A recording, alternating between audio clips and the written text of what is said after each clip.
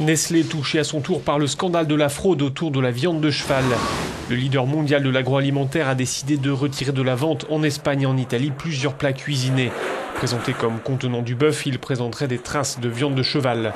Le groupe suisse pointe du doigt une société allemande, elle-même sous-traitante d'une entreprise belge, filiale du numéro 1 mondial de la transformation du bœuf.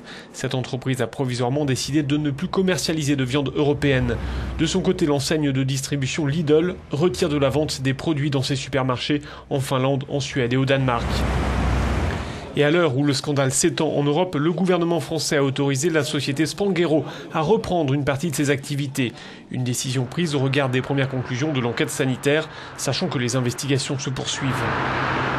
Ce scandale s'est invité au Parlement européen ce lundi à Bruxelles. On est face à un problème d'étiquetage, dit cet eurodéputé. Je ne pense pas qu'il y ait de réels problèmes de santé, mais les consommateurs ont besoin de savoir ce qu'il y a dans leur assiette. Comment ça se fait qu'un pays applique une amende de 100 € en cas de défaut d'étiquetage et que dans un autre pays, il y ait des sanctions beaucoup plus lourdes, s'interroge cet autre député européen, et de réclamer davantage de tests de la viande tout au long de la chaîne alimentaire. En tout cas, depuis que le scandale a éclaté, la vente des plats surgelés contenant de la viande est en baisse dans de nombreux pays européens.